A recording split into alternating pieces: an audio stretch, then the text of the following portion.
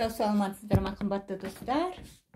Мен бүгін кішкене үйіме ремонт жасап, тазалап деген сияқты және сіздермен кішкене әңгіме айтайын деп ойладым. Негізі осындай бір жұмыстар жасаған кезде адамға өте жақсы ойлар келіп бастайды. Мен негізі Россияның да көптеген психологтарын тыңдадым. Шетелдің психологтарын да өте көп оқыдым. Негізі мен өзім алып қарасам, 15 жасымнан бастап осы психологияны оқып келе жатыр екенмін. Негізі менің жасымдағылар біледі, бұрынғы заманда Совет үкіметінде бізде психология, этика деген сабақ өтетін. Онда ресторанда болғанда, театрларда болғанда, көптеген қауымның арасында жүргенде өзіңді қалай ұстау керексің деген тақырыпта көптеген сабақ өтетін едік. Қалай киініп жүру керек, театрға барған кезде бетіңмен адамға қарап өт деген сияқты мәдениеттерді бізге көп ұғындыратын еді. Ол сабақтында негізі бізге берген пайдасы өте көп. Қазіргі кезде ол сабақ өзін-өзі тану деп аталады. Негізі алып қарасақ, бұл өзін-өзі тану сабағының пайдасы адамзатқа, балаларға негізі өте көп деп мен өз басым ойлаймын.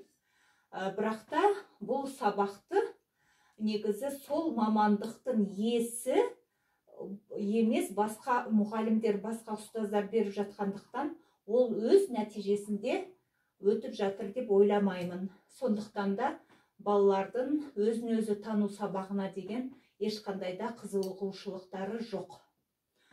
Менің өзімнің қазіргі айтқым келгені негізі көптеген кей адамдар көптеген психологтарды тыңдайды да, анандай жарқ етіп лампочка жанды дейді ғой, сондай бір уақыттары болмай жатады. Негізі мен өзім көптеген психологтарды оқып, барлығын тыңдап, лекциядарын тыңдап деген сияқты сабақтарын көріп, қатысып жүргенде де ұғына алмайтын тақырыптар болып жатады. Тағы бір мен әйелдер қосылатын, енді бас қосып әңгімелесіп отыратын жерлерде отырғанда, мен бір апаның айтқан сөзі менің сол түсінбей жатқан тақырыбымдағы әңгіменің басын ашып берді десем болады. Сондықтан да егер де сіз көптеген сабақтарды көріп, қандай да бір түсінбей жатқан тақырыбыңыз болатын болса, онда көптеген психологтарды бір тақырыпта тыңдауыңызға болады. Мысалы, неліктен мен ақшаны таба алмай жатырмын? Жолымда қандай бөгеттер тұр деген сияқты. Егер де сізде сұрақ болатын болса, сіз бір психологты тыңдаңыз, сол тақырыпта әңгіме айтқан. Екіншісін тыңдаңыз, сол тақырыпта айтқан басқа мамандарды да, басқаларды да тыңдауға тырысыңыз. Сол тақырыпты қозғап жатқан блогер жолдастарды да тыңдауыңызға болады.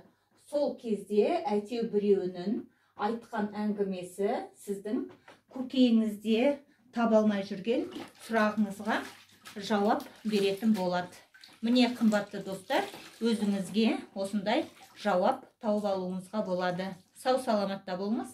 Сіздермен бірге болған Айжан Ислам қызы.